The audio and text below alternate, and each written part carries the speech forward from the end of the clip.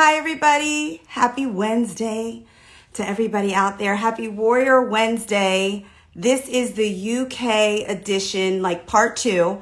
We are going back to the UK today to talk to an amazing woman all the way across the ocean. So I think it's about an 8-hour time difference. And she is just, hi, everybody. Welcome. I see you all coming in. She is just amazing, a beautiful delight.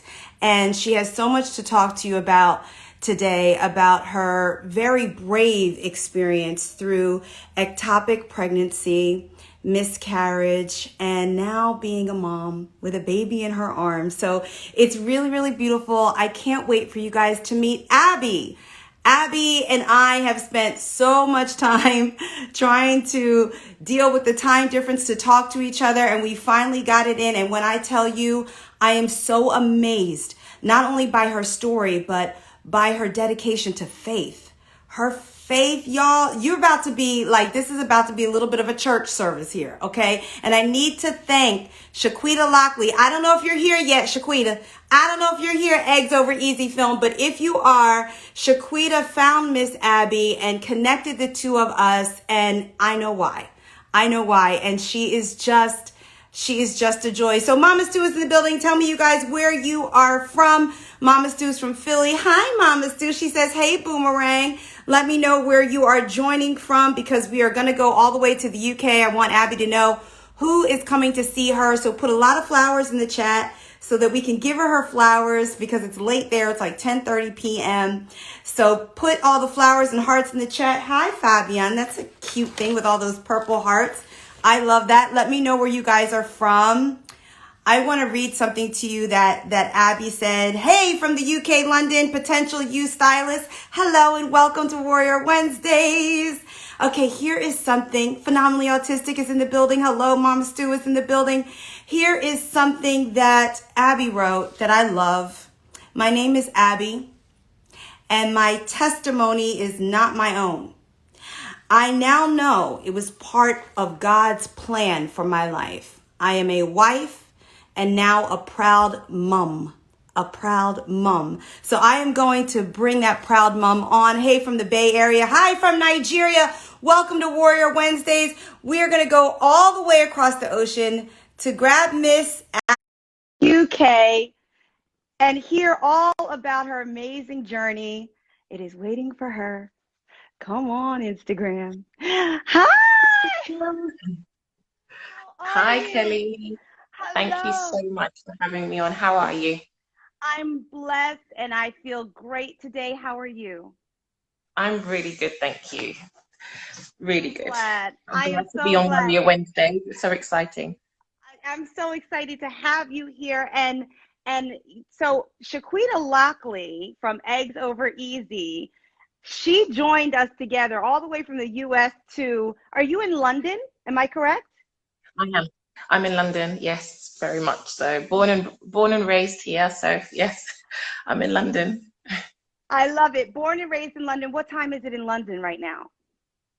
It's now 10:40, almost 10:40. So yeah, almost 10:40. So 10:37. Okay, so you guys, I need them to put some flowers in the chat for you, because you are staying up late to make sure that you get your warrior story out, to tell us all about your journey with surviving 2 ectopic pregnancies. And for those that don't know, an ectopic pregnancy is a pregnancy that occurs in the fallopian tubes, and it is lethal if it is not caught in time.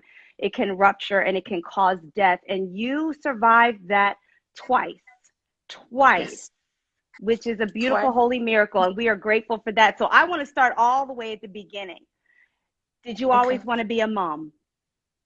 Yes, definitely. Yes, I did. I think, once you become, from a young child, you always have that dream of living in a nice little house with your lovely little children running around and just living happily ever after. And I think that's most little girls' dreams. And yeah, I think mine was no different. And as you get older, the dreams start to materialize a little bit more, and you realize that you really, really want it. And I think once I, was ready to get married and everything, I realized that I definitely wanted that as well as part of my life story to be a mum, and just to give love, you know, and to also receive love too, because we also know that as much as we give love, children give us an immense amount of love as well. So yeah, They that's certainly yeah, do, whether they are our own child or whether they are someone else's child, a niece, a nephew. I mean, 100%. this is the cycle of life. And so you always wanted to be a mom, and it started to materialize. So I'm a single woman. I might be a single mother by choice. We shall see. But it started to materialize for you after you got married, yes?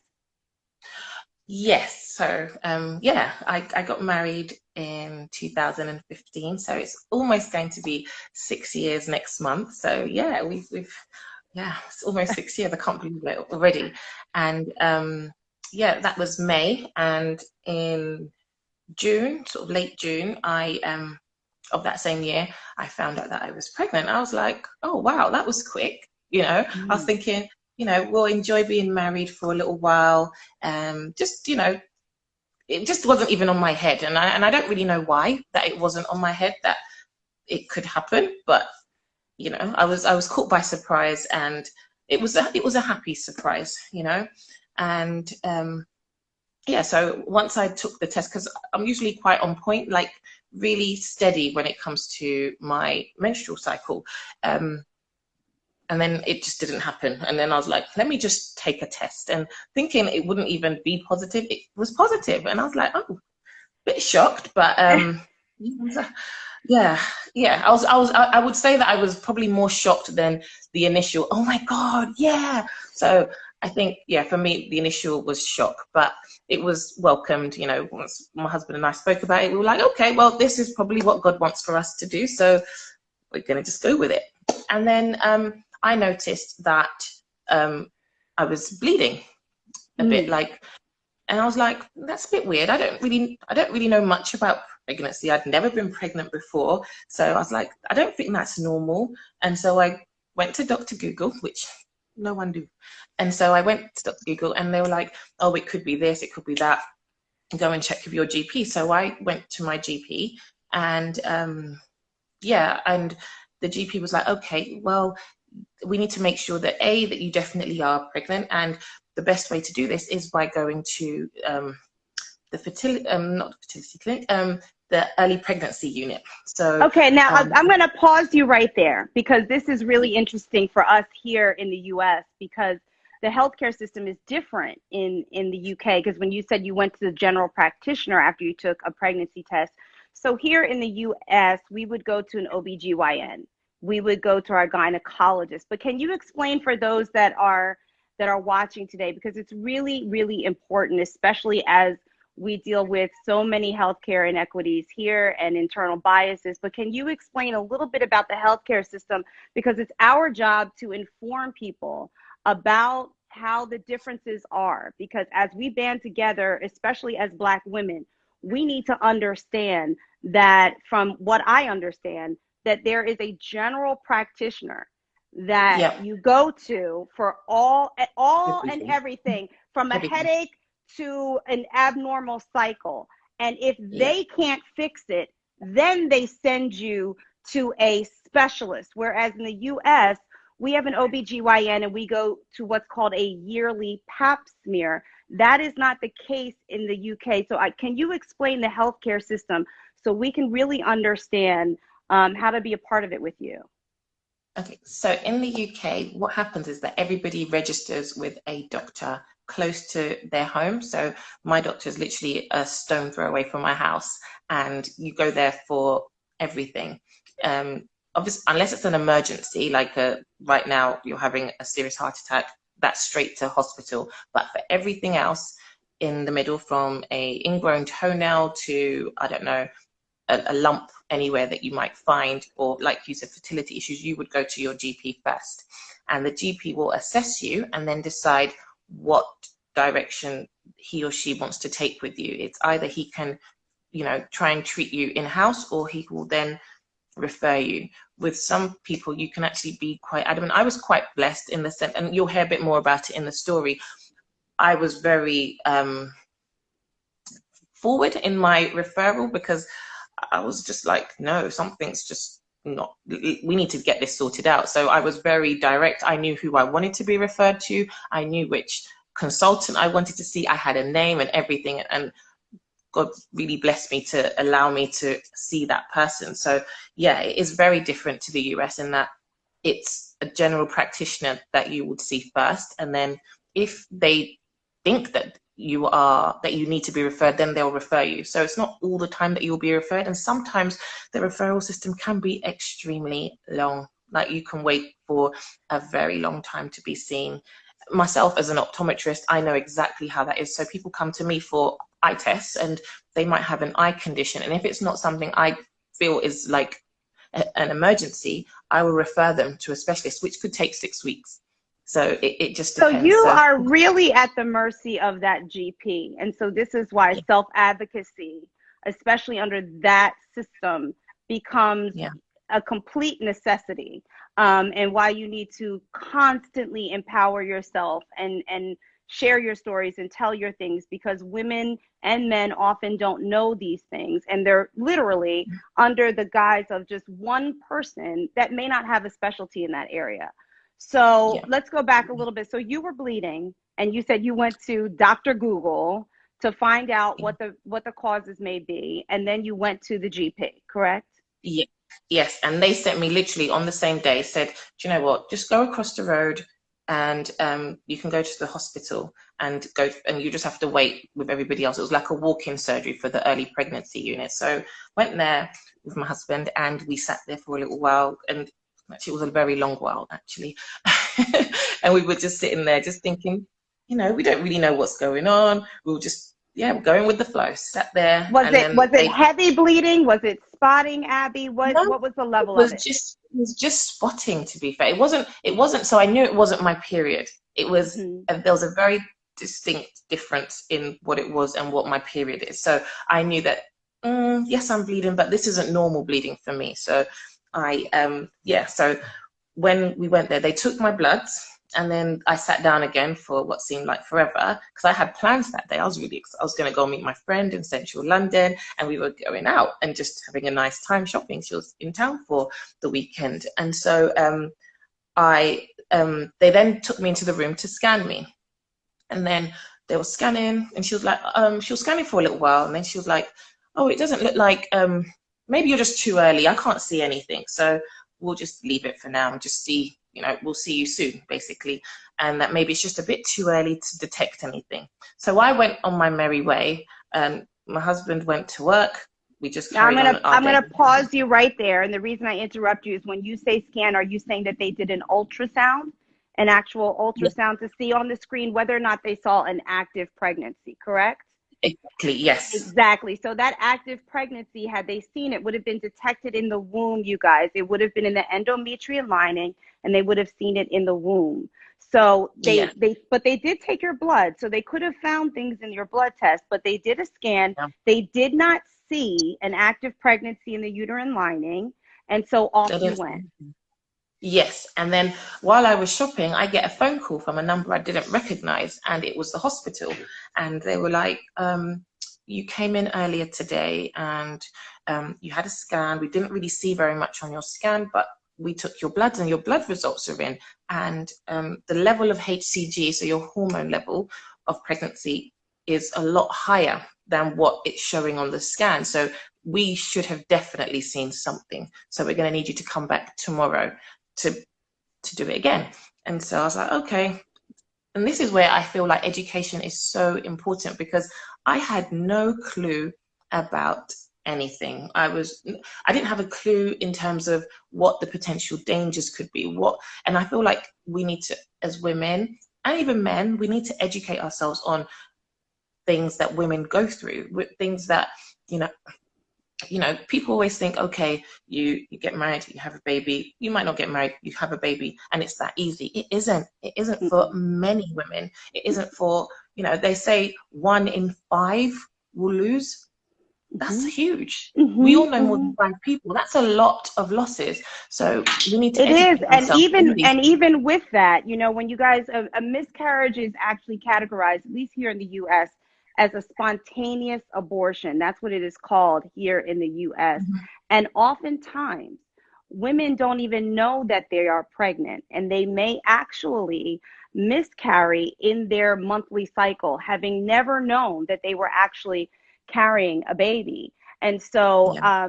but you took the test, and those HCG, those hormone levels, those luteinizing levels that come up in your blood are letting them know that there is a pregnancy somewhere. So when they Yeah. saw that it was high, that was the alert that we didn't see Yeah. it in the scan, but this Yeah. blood test is saying there is a pregnancy and that level was abnormal, correct? Yes. Yes. And so they brought me in the next day. And this time I literally just went. I was like, do you know what? Don't worry about it. I said, I'll go on my own. I'm sure it's just procedure. Nothing major. So I went, and then they took me back into the room to scan in. They call a senior nurse in, continue scanning. And then there was silence. And then they called someone else in. And I was like, what's going on? Like, what's happening here? Then there was just like, you know, like when you just know that something's wrong, but nobody's trying to say anything. That was the sort of silence that I had. And eventually the senior said to me, I'm really, really sorry, but it looks like you're having an ectopic pregnancy. I looked at, and I was like, okay. Because I had no idea what that was, if I'm honest. I just didn't. That was probably the first time that word, I'm not saying it's the first time I probably heard it. Maybe I heard it, but it flew over my head. And that's what I'm talking about, education. But I did not register, or I didn't have a clue as to what that meant and what it meant about the pregnancy. For me, it just meant, okay, so tell me more. And I was like, and they were like, it just, basically, you are definitely pregnant. And I was like, okay, good. Okay, I know this. But it looks like the pregnancy is in your fallopian tube. And I was like, oh, okay. And they said, it looks like we're probably going to have to operate on you today. I was like, oh, okay, so are you just going to move the pregnancy to the right place? Because that was my Because reasoning. what's happening is the fallopian tube, you guys, is holding an egg that was fertilized. So in your reasoning, you're thinking, well, then just put it down there in the uterus so that it can implant Yeah. itself and then it can grow, not Yes. knowing that that's not possible and that it can actually rupture, which could then cause a great amount of damage to your life. Absolutely. So here Absolutely. you are laying on the table. And Yeah. I'm actually surprised that they sent you home after they, well, that they let it go a day before they called you back in terms of the high levels, like knowing that there was an active pregnancy somewhere in your body and they didn't see it in the scan. But now Yeah. you're laying there being told this term that you don't know, and that you're Yeah. going to have to immediately go into surgery. So like you said, in your mind, you're thinking, are you going to move it around? What was your next thought? And then they said, no, like as if I'm like, it should have been known. Like they were like, no, unfortunately, this pregnancy is no longer viable. Mm-hmm. It, you won't, there won't be a baby at the end of this pregnancy. And I was like, oh, Mm-hmm. like, I think it was just a bit overwhelming. I think with everything that's happened, it's all happened within the space of finding out, I would say within 3 days. So it's a whole heap of emotions, a whole heap of like, up and down, and I was just like, what are you talking about? And I didn't get it. I didn't understand. And they were like, we're really, really sorry, and we're going to bring someone to speak to you if you want to speak to a counselor, to, you know, but we're going to need to operate because we can't, this can't go on, this pregnancy can't go on. And so they said, we're going to leave you for a few moments, you can speak with your husband. And then we were just left alone to just kind of like process our thoughts, and it was just a lot. I remember just thinking, what's happening? I've been married, what, 7 weeks at that point, or 8 weeks at that point. I was like, why is this happening? I don't understand this, you know. This is supposed to be the honeymoon phase. This is supposed to be the fun time, the happy times. Why am I dealing with this now, God? I'm not, I need to make sense of this.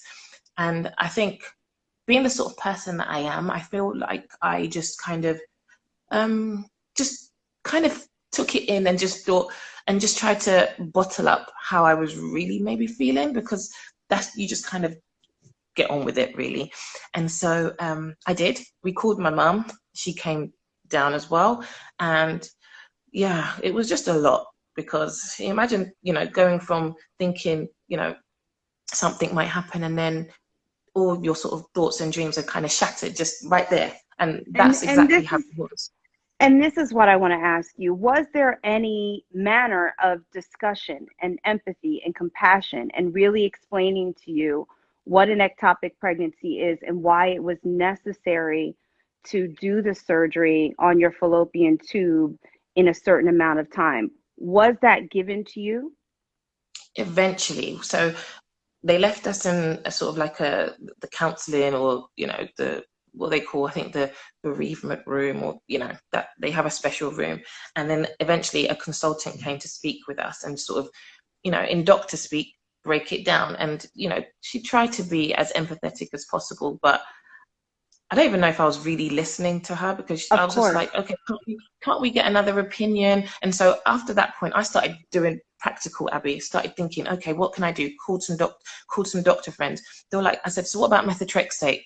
And because that's usually the first form of treatment. I said, why do you need to go and do surgery straight away? Why do you want to remove my tube?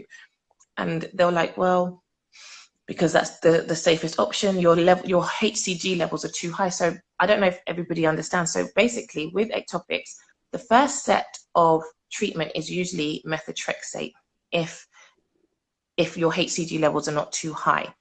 Certain hospitals in the United Kingdom, which I have now found out, offer methotrexate at different levels. The hospital I was at did not offer methotrexate up until, like, to a higher level that I was where I was. So I wasn't offered that. I wasn't given that as an option. Many other hospitals would have offered that, I reckon, at the level that I was. So it just depends on where you are. Sometimes it's a bit complicated to really understand, but their form of treatment for me was, we need to operate on you. And I Mhm, was like, mhm, okay. And mhm. they make you sign all these forms, because they say if you leave the hospital, it's at your own risk. All these Yes. different things, because obviously my mum was thinking, let's go and check somewhere else, let's maybe get a different opinion. And they were like, almost scaremongering, to the point that I just didn't know what was going on. I was just like, Whew. I was just a bit, yeah, I think I was just not with it. It just felt like I was in, I don't know, like just somewhere else. It was almost like an out of body experience. I was looking at all these things that were happening, but I wasn't registering it. So my sisters came, and they were just trying to encourage me and things like that. But by this time I was already getting prepped for surgery. And and you know I remember just being on a ward, and just I was hearing all these people around me, but I wasn't even really focused on that. I was just thinking, Lord, why me? Like, why am I having to go through this? Like, Yeah. what have I done? That was literally just the thought process in my head was, what did I do wrong? Like, Mhm. did I do something? I don't remember. Have I done something to have this happen? The logical way of thinking, that if something bad happens, something, what's, yeah, it was just a lot. And then You're eventually, absolutely human. From the time that you knew that you were pregnant, 72 hours yeah, later, you're being wheeled into surgery. So yeah, anything that you're thinking in that moment is accurate in sense of fears and questions and even anger towards God, or even just, God, what is happening? Everything that you're feeling in that moment, in those 72 hours, there's one life yeah. change to another life change. So everything is valid. And you guys put some flowers in the chat just to give Abby all the love that she deserves, because in that moment, and this is why talks like this are so important, because there is a woman, a man, somebody that will see this at some point in their life, that your words, should they ever go through this experience, will already have given them information that they didn't have before this. So I thank you for sharing this testimony. I thank you for being as brave as you were to survive this, and not once, but twice. And we want to hear about all of that. But we thank you, because without these types of conversations, then what happens is, going in and not knowing what's being said to you gets repeated sister after sister after sister after sister. Yep. So that is what these talks are for, and how you and I talked before for over an hour about this, and your testimony, your promise to God to speak on this. Should you survive it, you are really doing just that. So take us through the actual surgery. So to be honest, the first surgery, I didn't really know too much. I just remember it was quite late. You know, my family tried to make sure that the best doctor was being seen, and things like that would be seen by the best doctor, the one that had the most knowledge. And so we were calling up, you know, trying to pull resources together so that the best outcome could possibly be. But yes, I ended up having the surgery, and they removed my tube. So I remember waking up, and the first face I saw was my husband, and he was just there. And I remember just being really happy to see him, because it was just scary, because, you know, you've just got married and this is what's happening. It's almost like, what is this? Like, but he was there, and he was just asking if I was okay. And it was that was a bit of peace after that had all happened. And he was like, just don't worry about it. You know, I was asking what happened, is everything okay? And he was like, don't worry about it, you're safe. And I remember that made me feel like, yeah, okay. Yeah, he's got it. He whatever I'm feeling, he's gonna try and be there to at least buffer it. And he definitely was, alongside my family, who were literally there, because my surgery was right in the morning, in really early hours of the morning, like maybe 1 o'clock in the morning. They actually saw me for the surgery. And then then it was the whole healing process. I think I was in hospital for 2 days after that. And then you then go home, and then you start healing at home. So I was off work for a while. But the healing process, I don't think people also, they kind of underestimate, because you have like incisions. I'm going from somebody who has never had any operation in their life to have gone through anesthesia and all these incisions. I woke up and I just was like, oh my gosh, like I've got 3 holes in my stomach, like where they've cut open. It wasn't very nice. I was like, oh. And yeah. And so when you've had stitches and everything, and they've moved things around in your stomach and things, the pain is a lot. And then you're also bleeding. And then aside from all of that, it's just it's the mental. And I think the mental aspect was the biggest, because I was like, I don't understand why this has happened. I'm in pain, but I'm also in pain in my head. Yes. And nobody can fix it. It wasn't being fixed. And I was like, oh yeah. So it just took a while. It took a lot of sort of just, I think I was very like, I would like to even use the word, I would think I was a little bit annoyed, even like just thinking, but I'm a woman of faith, God, this is not supposed to happen to me. Like, why, you know, why did you let this happen to me, you know? And so I just kind of I didn't lose. I would never say that I lost faith, but I know that my faith was pressed. It was pressed hard. It was pressed hard. And all I could do, and I remember this, was find songs for the things that I couldn't say. So I couldn't necessarily pray the words, but I found worship songs that were able to speak what my heart needed to say. So I found so many songs that were like, there's one song, it's by Donald Lawrence, and I think it's by Donald Lawrence, and it's with Faith Evans. It's called Say a Prayer for me. And it was literally, all the thoughts in my head was like, it's something like, Lord, I come to you today. I'm asking you to grant this request. The prayer I have to say is different from the rest. It was such an amazing, beautiful song that it was almost like, yeah, God, this is me.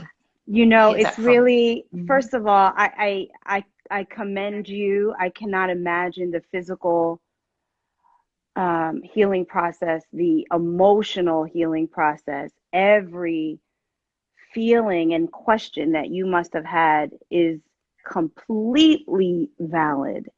We don't have to be polite when we're going through a healing process, you know, even in the spiritual sense.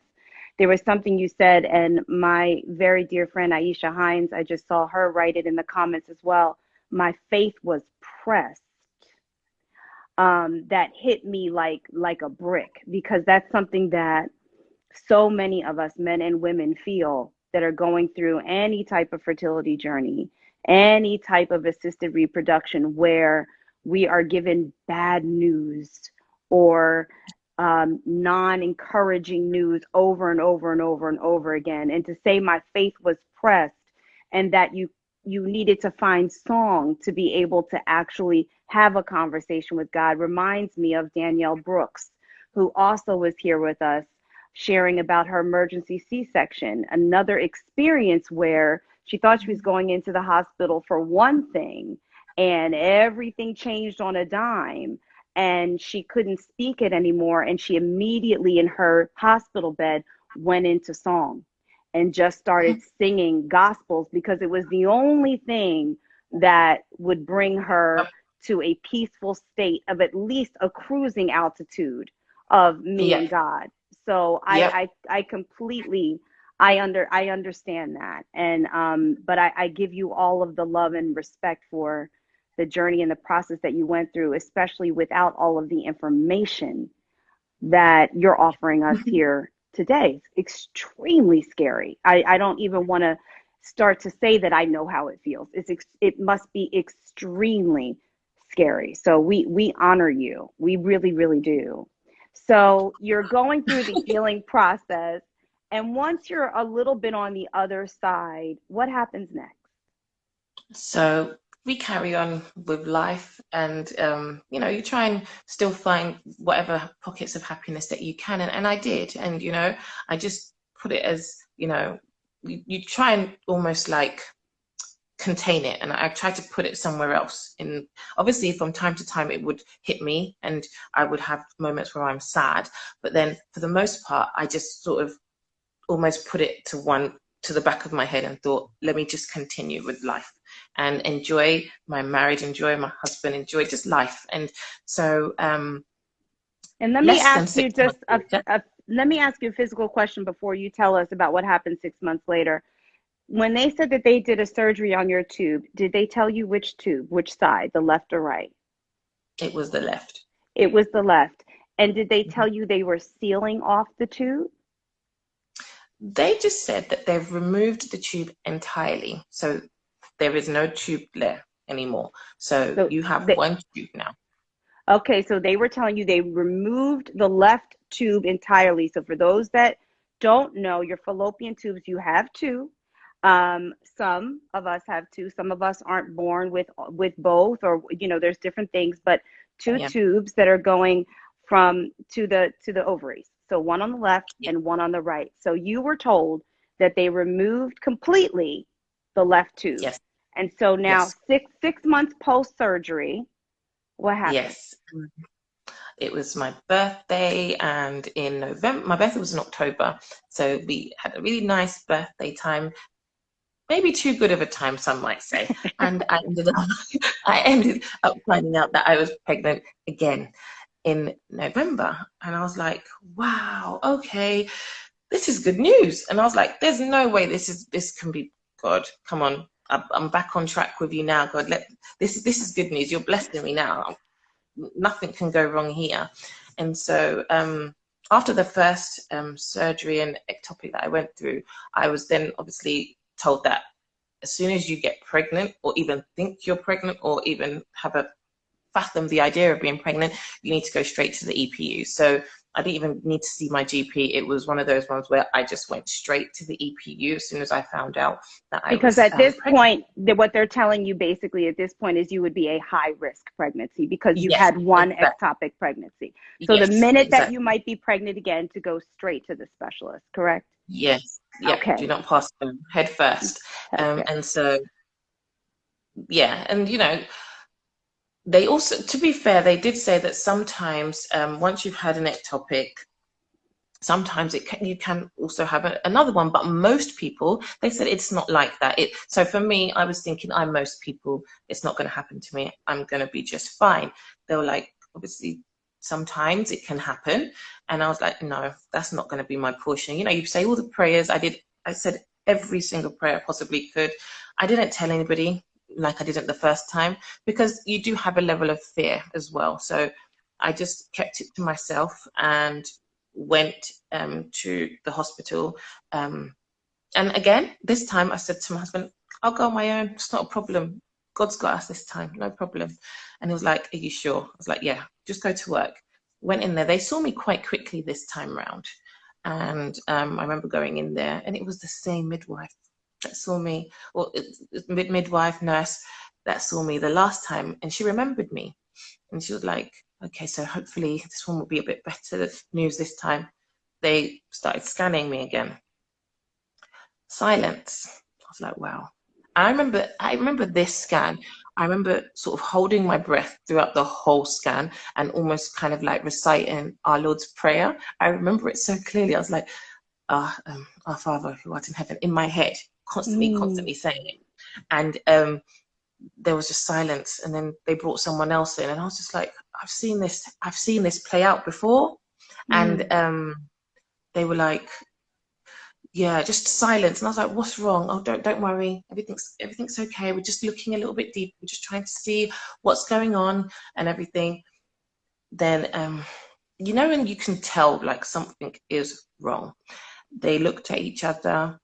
They then call a senior once again and said, can you check again? And I was like, talk to me, because I felt really in the dark, and I just thought, if you're going to tell me something bad, and I was praying the hardest that they wouldn't. But then they called the senior, and the consultant was like, I'm really sorry. And at this point, I literally just burst into tears, because I was like, what do you mean you're sorry? Like, come on, how much bad luck can somebody have? Like, come on, like. And so they were like, she was like, I'm really, really sorry, but it looks like you're having another ectopic pregnancy. I said, what? And I said, I only have one tube. So all I remembered in my head was thinking, so wait, if I'm having another ectopic pregnancy, you're telling me you're going to take away my other tube. It was almost like doomsday. Like, I was like, because I'm thinking, no way, no, like, what do you mean? And she was like, yeah, we need to take you into surgery now. Are you not in any pain? Was what they were asking me. I said, I can't talk right now. I need to call my husband. He needs to come back. I need to speak to him. He needs to be here. And so I called him, and I was in tears. I was like, you need to come back now. Please come back. And so he did. He came back in record time. And I was like, where were you? In the car park? But he was just there. And then they said, yeah, we need to operate on your wife now. And we were like, why? And they were like, this time is a little bit more serious, because we can't see where the pregnancy is. You've got almost like a liter of blood in your stomach, which means it's ruptured. And yeah, it means it's ruptured, and you are at risk, high risk of, you know, of not making God it. forbid, Yes. of not making it. Yes. I want everybody to hear that, because the rupture inside of your tube could have caused a lot of internal bleeding. It could have gone septic, Yes. which would have put your body into shock, which would have then could have possibly caused death. So that is how important it is for people to understand what an ectopic pregnancy is and the severity of the condition in that moment, because you are at that point hearing another diagnosis. To your point, now they're going to take my other tube because my left tube is gone. My baby now, you're telling me, is not going to survive, and I am at risk of survival. Yeah. All of that weight on you, just 6 months. Just 6 months after you and your husband went through the exact same thing prior. So just wow, and God bless. So your husband is back, and they're telling you we have to go into surgery right away. So what Yeah. happens? Um, it was just a lot of tears and a lot of, I was like, I need my mum here. You know, there's sometimes when you just need your mum Oh as yeah. much as you, yeah. So I was like, I want my mum to be here. And so we called her and she came and she was really, really sad. Like, I haven't seen her that sad for a really long time. And I was just like, I was almost trying to console her as well, but she was also, trying. It was just, it was hard. And then she was like, I think we should get a second opinion. And they were like, we strongly don't advise her leave this hospital. She needs to stay here because we cannot be responsible if anything happens to her en route.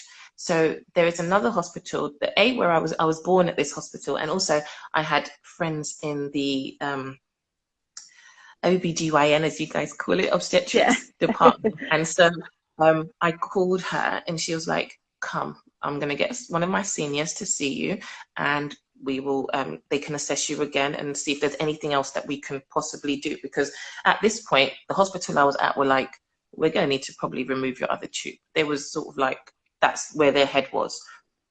You will probably end up, without a tube. And I was like, wow.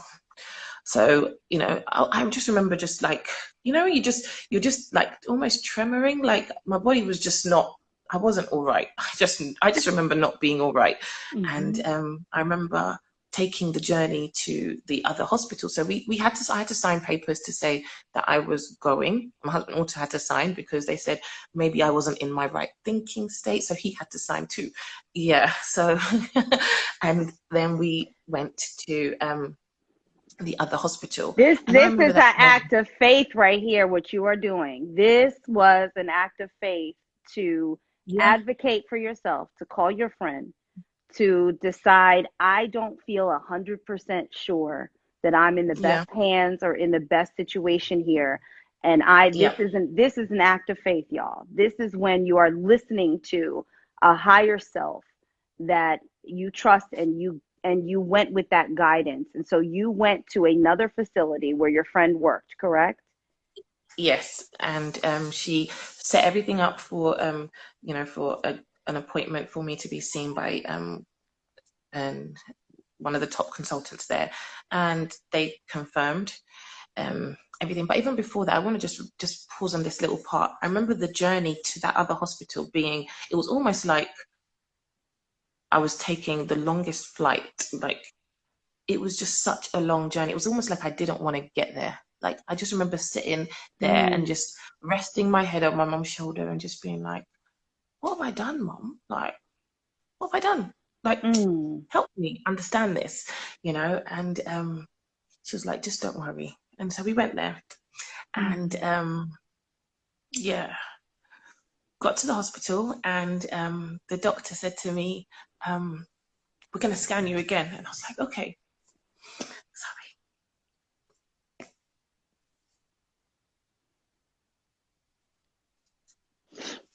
The amount of bravery that it takes to be in that moment, the sense of helplessness and powerlessness is something that a lot of us in this community can identify with, whether we have been in that exact situation or not. But the feeling that you can't change a thing that Nothing. you so want to change is universal. So we cry those tears with you, and we let them on out. We let them on out Yeah. here. And the warrior community is sending you flowers and hearts, and I hope that you see them, because usually I call it out, but I didn't need to call it out in that moment. I and no need to apologize, because um, we feel you, and that sense of powerlessness and helplessness, and not knowing, if you're gonna live or die. And once again, 6 months after the first tube was removed, here you go into Yeah. the next situation. So We get it. And we're here for you. Yeah. Thank you. Thank you. So we go there, I get scanned again. They confirm everything that the other hospital had said. And they were like, it's ruptured. You need to go into surgery, and we need to prep you up now. And yeah, we don't know where it is, but our guesses are that if they've removed the first tube, we just want to manage your expectations that the chances are that it will be on the other side. We will do our very best to try and save that tube, but if we can't, we're gonna have to let it go, because it's kind of like it's you or it's you or the tube. And so the doctor I remember the doctor, and I always say this because I will never forget this man as long as I live. He said to me, I said to him, but what are the chances? And I remember like almost like a wave of boldness that I just don't even know where it came from. I said to him, what if it's on the same side? They were like, but that doesn't make sense, because the other tube has gone. So it would almost be 1 in a million chance for it to be on that side. And I said, but I haven't had any children yet. And it was almost like, it's not like it was his problem. I said, but I haven't had any children yet, and I've only just got married. Almost like he was probably thinking, why is this woman telling me this? Because this isn't my problem. I'm here to save you. I'm trying to help you here. And I'm just saying to him, because I just needed him to understand that what my thought process was. I haven't had any children, and you're telling me the chances are you're going to remove that tube. And then he literally turned around and said to me, what's the point of us trying to save that tube if you don't make it? And that was his words to me. And at that point, it was just, okay. It's almost like if I didn't get it before then, that hit the nail on the head. I got it. I was like, wow. It hit home like a ton of bricks. It was like, okay, let's go. So they prepped me up for surgery. And this time round, I said to the anaesthetist, she was so lovely, lovely woman. And I just remember being just shaking and just being like on edge, because at this point I was on my own in the room. I'd said my goodbyes to my husband and my mum, and went into theatre, and the anaesthetist was talking to me, and I said, and she was like, how are you? I was like, I'm not fine, I'm not all right. And she was like, I understand, I get it. I was like, I haven't had any children. I think I just kept saying that to people. I haven't had any children yet, and I've only just got married, and I'm 31, like, and she was like, don't worry. I was like, do you mind who's gonna do the surgery on me? And I don't know, I honestly believe that it was God that was just moving me to just speak, like what was coming from my heart. Coming out of your mouth, right? That God was just, you felt this and I need. Said to him, yeah, I said, I just felt a need. And I said, and it's just not normal practice, I don't believe, because I said, can I speak to the actual surgeon that's going to deal with me today? They were like, well, that's not normal practice. But she was so lovely. She was like, okay, so what I'll do is I'll do the anesthetic when we get there so you can meet him. I said, thank you very much. So it took me in, and it was another older gentleman. And I said to the man, my usual, sir, I haven't had any children yet. I've only just got married, and they've already taken one tube. I don't want them to take the other one. I don't want anything to happen. And he said, don't worry. He put his arm on my shoulder and he said, don't worry. And I said, please treat me as you would your own daughter. Because he could have had me as a daughter, definitely, from his age. And I remember saying that to him. I said, please treat me as you would your own daughter. Because sometimes I find that with, sometimes with practitioners, and, they can sometimes just try and do what's the norm, or without delving a bit deeper, because that's just what is expected, So I just said, treat me as you would your daughter. Because if it was your daughter, you would do every single thing possible to do the best for this person, and even go above and beyond the norm. So that's what I said to him. He said, don't worry. I think they could just tell I was just so anxious. Even before they put the anesthetic in, I was just shaking. And I just remember just praying as they put it in. And then I woke up, and the first face I saw was the anaesthetist. And she said to me, she just looked at me, she smiled, and she said, didn't touch your other tube. And I was like, wow. Like, it was almost like in that moment, it was like God was there. God was saying, I've still got this. Like, every hope that I slept not knowing what was going to be.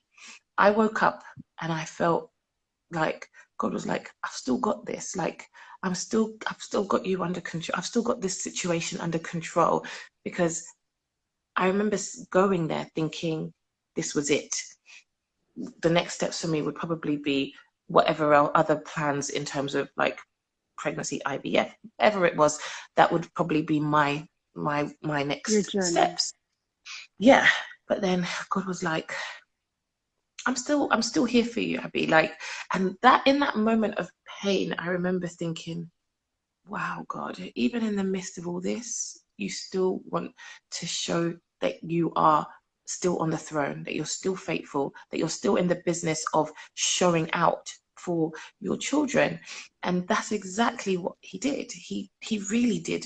Because I remember the next day when that same doctor who said to me, 1 in a million chance to me, he came and said, your prayers must have been very good. Like, your prayers must have Whew. been very wrong. And he said, because they said they removed your first tube, but they'd left a little part of it. So you ended up getting pregnant on that same side again, which is just not the You norm, have to you especially if have they to say, you have to say that again, because what I want to go back to is that God whispered something to you about that left tube and asking, is it possible that it's not in the right tube, that it's in the left one? And he said less than 1 in a million, because they removed that yeah, tube and they'd sealed it off, but they hadn't. and they sealed it off. So the next day he is saying to you, your prayers must have been so strong. But basically God whispered what Yeah, you needed to know. And it's those little tiny whispers that don't make any sense, but are completely what God wants us to know in that moment. That little whisper that you heard and then confessed with your tongue. Could it yeah. be? And so then he says to you that they left a little bit of that left tube. Yes, so there must have been a tiny bit of it left. So they said it was like a stump, like it must have just got to the stump part of it. And yeah, it was just, he was like, wow. It was almost like, do you know what, even in the midst of God doing miracles for me, he was also showing them that, do you know what, there is a God. Like, do I believe or do I not believe in this person? So, because he had to have some sort of like, wow, maybe this God thing, if I don't know if he was a Christian or not, but he must be thinking, wow, like, But that's how whoa, God is. she God said will it. show, that's right. God will show up in a way where he makes sure that everybody involved knows only he That it was or him. she, whoever you pray to, could have done such a thing as this. Because with all certainty, they believed it was in your right tube and it was never there. So the tube that you were begging for them to save was Was never untouched. impacted, by the ectopic pregnancy. And No. here you were. And so even if, and you guys put some rainbows in the chat, because you know how we do here at Warriors when we acknowledge the losses. So let me say to you, I'm so sorry for your losses.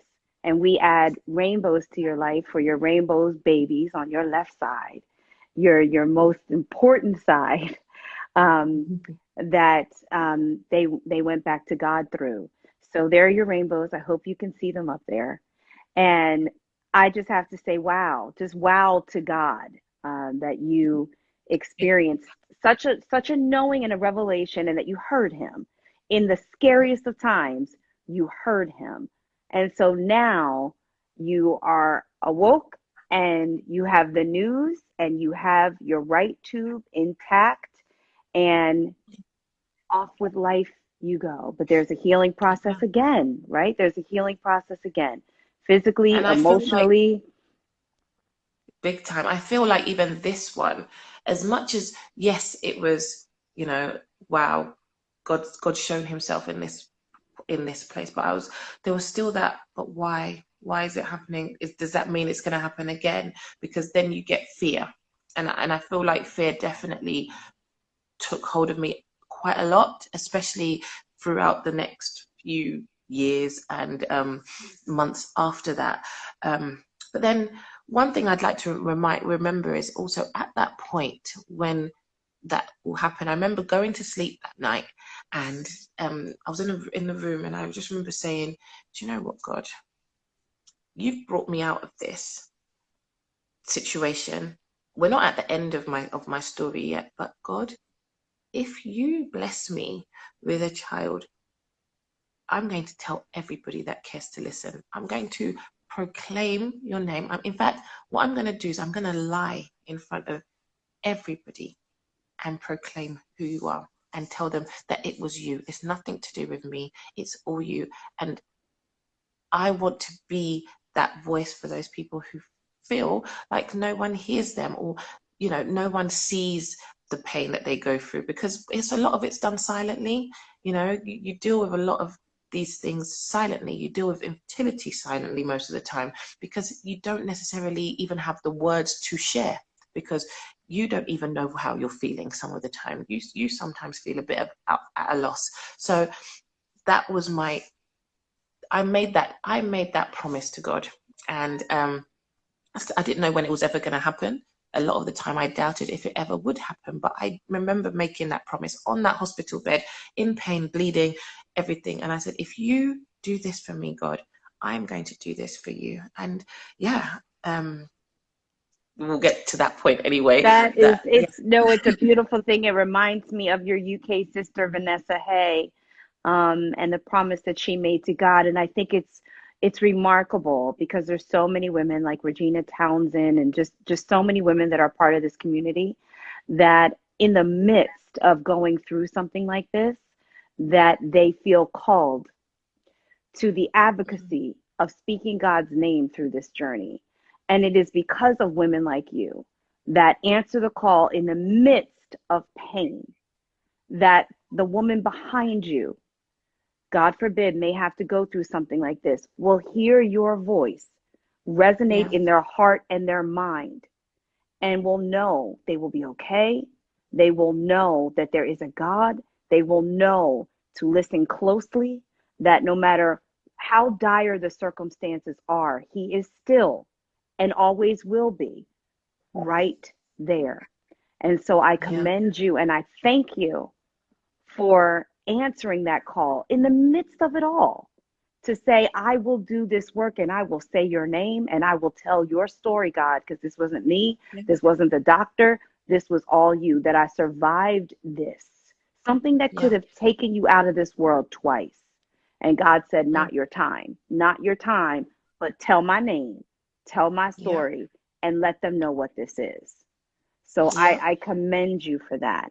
And so the fear comes, the fear, which we can all completely understand, because at that point, it's almost like having PTSD, right? The experience is, it's trauma.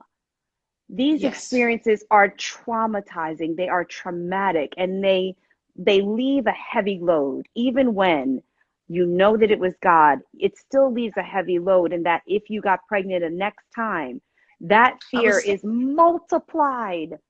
So what did you decide? What did you decide to do with that fear? Did you pause? I feel like, yes. I feel like I always describe my journey as a roller coaster journey, because there were times that I by any means necessary, I was like, no, I want to have a baby now. And then some months I was like, no, I didn't even want to even fathom the idea of being pregnant. I was so, what's the word? I was so scared by it that literally every month I took pregnancy tests. Like, I definitely should be a shareholder in Clear Blue or one of those tests, because I literally took tests every month. I was that scared, not in the hope, or because sometimes I think people do it because they're excited and they hope that they are. I was Yeah. more scared that what if I am and something else happens. I've already been lucky or blessed enough to get out of those two, but what if number 3 isn't so lucky? And Right. so I was so scared. And Trauma. It's that valid yeah, trauma. It's that valid yeah, trauma that is working through you, that is in you, that we all can understand. And so what I want to share with everybody is how normal that is. If you weren't scared, then we'd say, is something wrong? Because girl, you went through you know what I'm saying? Being yeah, scared was normal, but it's still something that you have to process month by month by month, and thinking, I want to be a mother, but I'm afraid to carry a child at this point because I don't know if I'm going to go through this experience again. But then lo and yeah. behold, after how long did And so that, no, but even before that happened so that this all happened in 2015. So it was first June and then November that the 2 ectopics happened. Then fast forward 2 years, life carried on. So imagine taking tests every month for 2 months, 2 years or so. And then in 2017, I get pregnant again. And I was like, okay. But at this point, I wasn't excited. I was just like, we'll see. And even before I was able to go to the EPU, I was bleeding. So then I went to the EPU because I was bleeding. I was like, something's just not right here. And they scanned me and they were like, yeah, you are pregnant, but unfortunately, it looks like you're miscarrying. It was so strange to me because at that point, it was almost like a sense of relief. And it sounds so strange to say that now because I was just thinking, thank God it's not an ectopic. So imagine hmm, thinking, it's so strange to even say that you were almost relieved from that because you shouldn't be. And that's why it's such a horrible, strange place to be because you can be. I was like, just thank God that it's not an ectopic, but it's a miscarriage. That okay, you one know is what? Rainbows, everybody, rainbows. We are sorry. I am sorry for your yeah, loss. And I want to say to you that in my own way, I get it in terms of the relief, because there's a sense of, okay, well, it's not the journey, the traumatic journey that I've already traveled twice. And at no least surgery. this, It's the just surgery, all of those things repeating themselves, because then we kind of feel like, for lack of better word in the moment, we're cursed. We kind of feel like this is my lot in life. This is the stamp of what's always going to happen to me. So that, hearing that the pregnancy did implant and unfortunately didn't stay, but that yeah. it wasn't ectopic, is almost like now my story is beginning to be Whew. written differently. Yes, now my Yeah. story is beginning to be written differently, but yet and still there's loss. It's nuts. Yeah, Yet big and time. still there's loss. So how was that experience for you and for your husband and your family? I think, to be honest, I didn't tell anybody about that one Mm, other than my husband. So even I think only really later on did I tell my mum because it was just too much. It was too much to keep yeah. breaking her in terms of hope and stuff. So I just didn't. My husband knew, and I think I told one of my sisters, and that was it.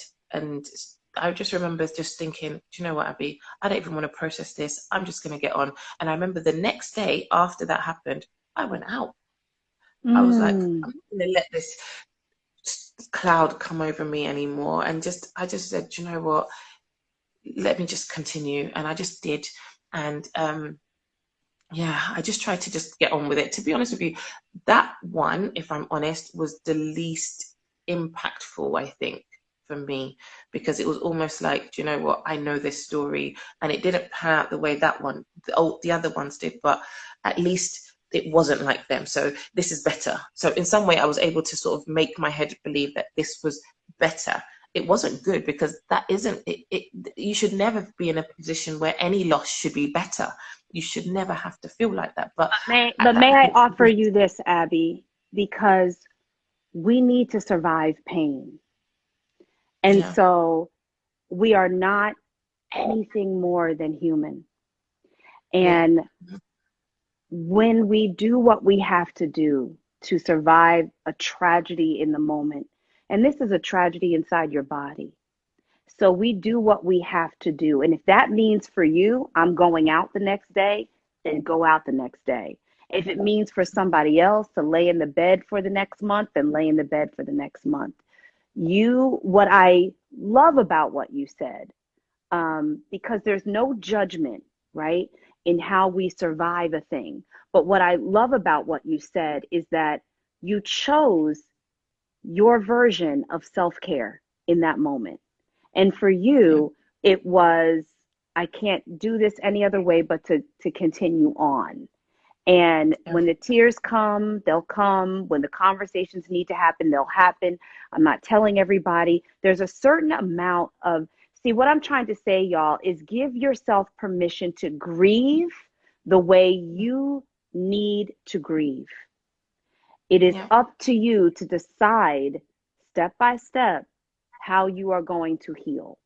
And it looks different for everybody. So I completely understand that there's a sense of relief and a need to go out. It is grief nonetheless. It is grief yeah. nonetheless. So once again, you guys, flowers in the chat. Y'all know how it is. You know how it is.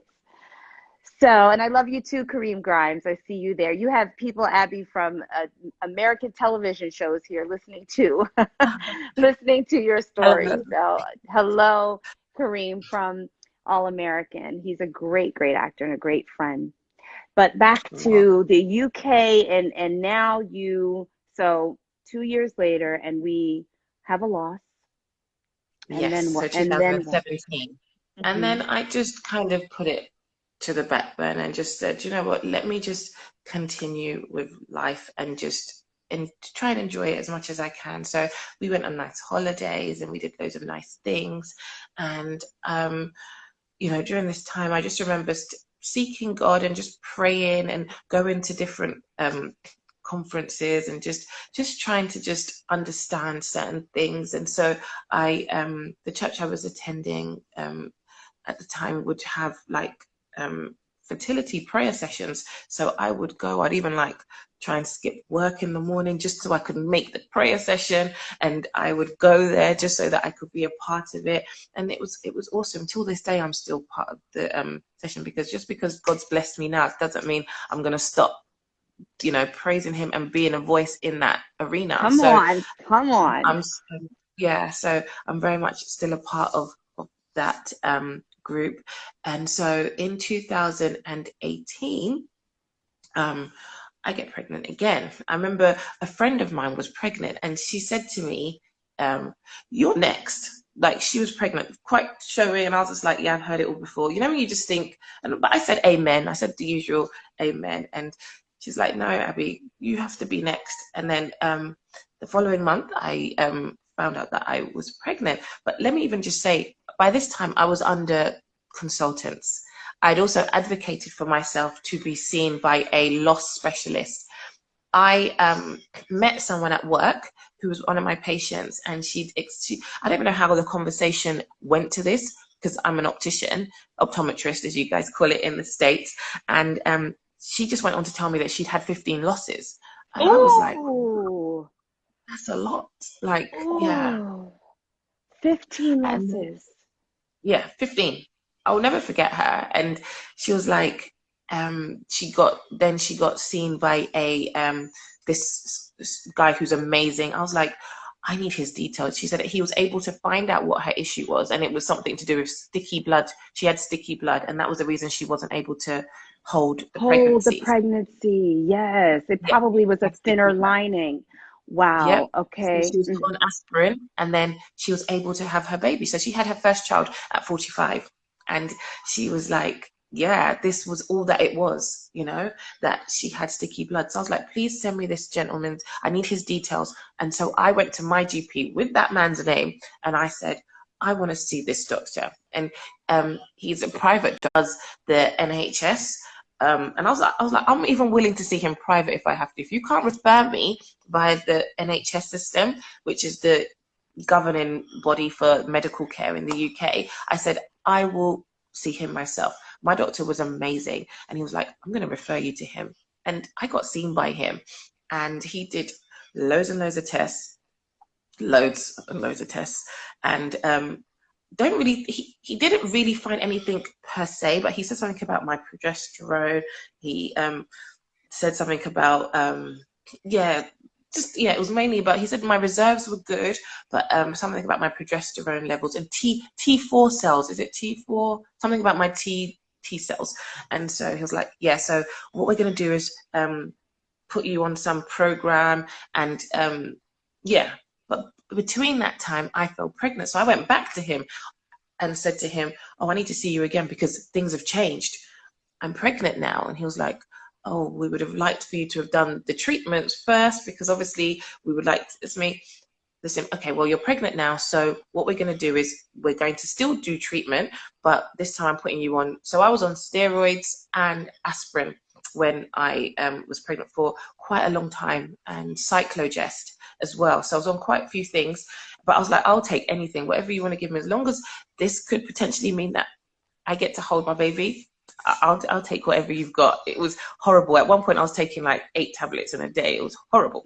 But you do what you have to do in order to get the results that you want. And so I had a scan booked, and this was, you know, the scan, the very first scan that you have, because I also have fibroids. And so they wanted to check my womb and to make sure that, are they intrauterine or are they outrauterine?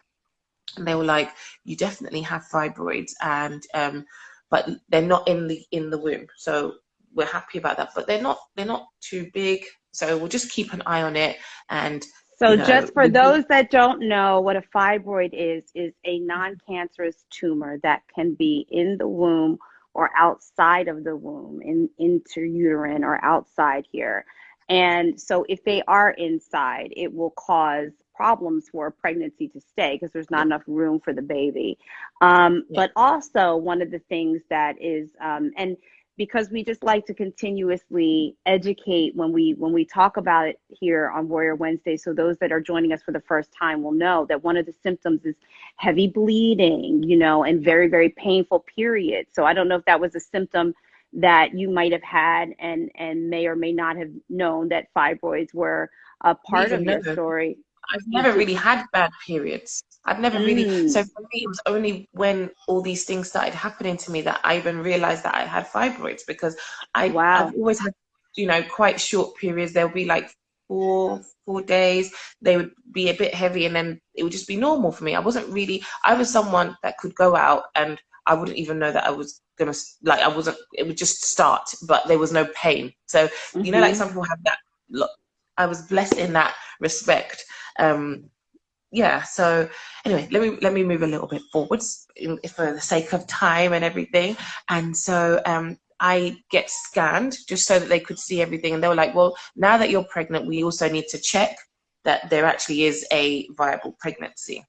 And so they laid me on the bed and they said to me, okay, we're going to check. So it was, you had to, because it was so early, it was a vaginal scan. And so they scanned me, and, you know, I'd been there before. So, you know, my breath was being held throughout the whole period. Right. So I was there in silence, just praying in my head and just saying, do you know what, God, this one, God, this one has to stay. Absolutely, this one has to stay.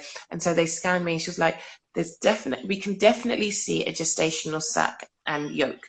And I'd never heard that before. So at that moment, it was just amazing. I was like, oh, wow. And she was like, but you know what? I just don't want you to get excited about it, because we see quite a lot of blood around the in around the gestational sac, and we don't know. Obviously, it could potentially mean that you could miscarry. And at that point, and I know for a fact that it was God or the Holy Spirit that was just commanding my mouth to move, because I said, I don't even know if I said it out, but I know that I said it. So it was very audible to me. I said, no way. The blood you're seeing is the blood of Jesus that's protecting my baby. Absolutely no. No. I stood. It was like I stood my ground, because I was like, no, you can't keep telling me bad news. No. I was like, no, this baby that you're seeing is being protected by that blood. And that's what I kept saying, that blood that they're seeing, God, it's only the blood of Jesus that is there, that is protecting my baby from any harm. Nothing's going to happen to you. And I used to pray that, and I used to say Psalm 91 every day, pray over my baby, and just speak life and just continue. And do you know what? God has been so faithful, because do you know what? I didn't have morning sickness.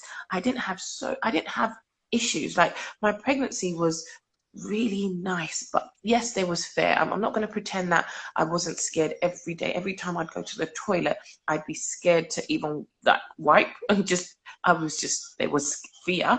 But then there was almost like a sense of peace underlying the fear, that just to say, just relax, Abby, just relax. Like, I'm going to do this for you. I've got this.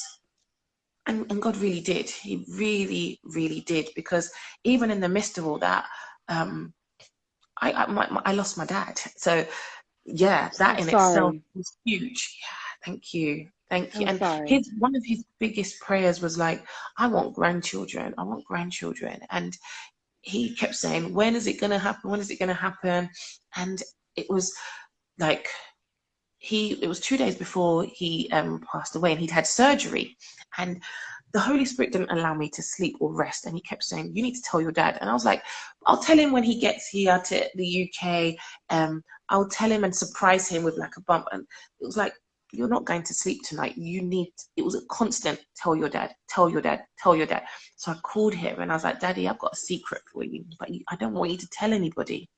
And I said to him, Daddy, I'm pregnant. And he was so excited, even though he couldn't speak very well. He just said, praise God, praise God. And you know what? That was the last time I spoke to him. Yeah, it was.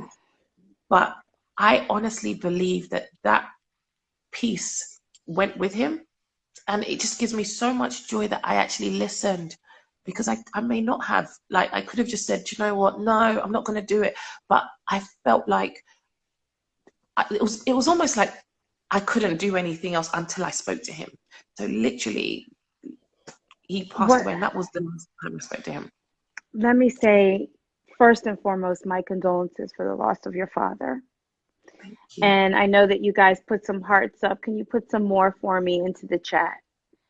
Let me also say that this is such a demonstration of listening to the Holy Spirit and being obedient to what you hear in the face of trauma. When she saw the blood in the scan, and when you said to us that you don't even know if you said it out loud, but to know that what you were hearing and what you were speaking in your spirit was, no, that is the blood of Jesus protecting my baby. When moments like that happen and the Holy Spirit is clearly within you, working within you, for you to decide no more bad news. I know what this is. The Holy Spirit is speaking to me, and declare that the way that you did is such a beautiful demonstration of, in the face of every reason to be afraid, that you still chose to hear God's promise in your spirit, in your womb. And I am moved beyond words. And to know that you listened and told your father that he is a grandfather, that there was a baby on the way, and the joy that must have given him in that moment before transitioning is a gift, is a priceless gift. Um, Definitely. so just Yeah. blessings for your obedience in that moment. And let that be a lesson to all of us to hear with our inner ear and to declare what we know God is saying, whether it's Yeah. sensical or not, but to hear with our inner ear and become obedient to the fact that He is always with us and He is clear. He is speaking and He is clear. And He told you what you needed to know and you believed Him instantly. And Yeah. here you are. And so Yeah. that little baby is who? It's Josiah Samuel, my little awesome little firecracker. He's just awesome. He's just literally a ray of sunshine.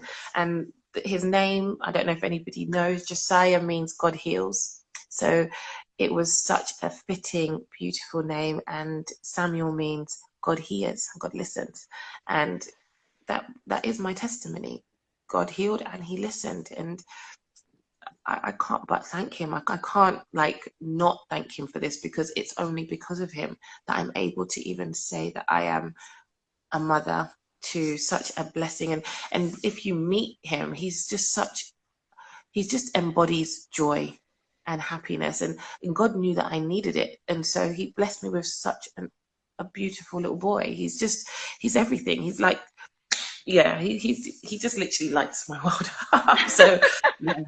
I'm just so excited for him. He's sleeping right now, but he is literally the best. Like, And how yeah. old is Josiah now? How old is he? He is 2. He turned 2 in February. He's So he's 2. Well, he is being adopted officially by this community because we are going to just lift him up and cover him in prayer. And I mean, yeah.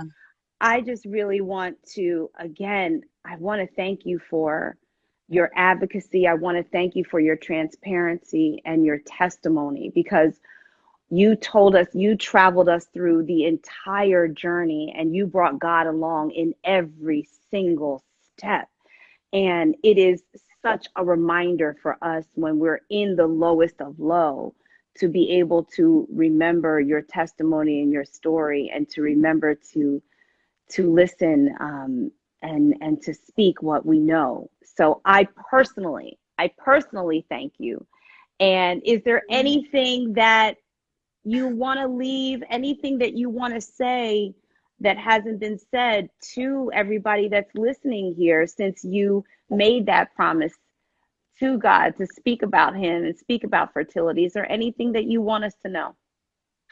I would just say that delay doesn't have to mean denial. Like, things can take a really long time to materialize, but it doesn't mean that God isn't still on the throne. It doesn't mean that he isn't listening. It doesn't mean that your story is over. I say try and hold on to pockets of hope wherever you can, even if it's because literally after what happened to me, I started searching for people or situations where people had been in similar to myself. And I found the Ectopic Trust in the UK and I saw different people's testimonies. And I was like, okay, so this one's had one ectopic. I need someone who's had 2 ectopics. This one's gone on to have a baby. What about me?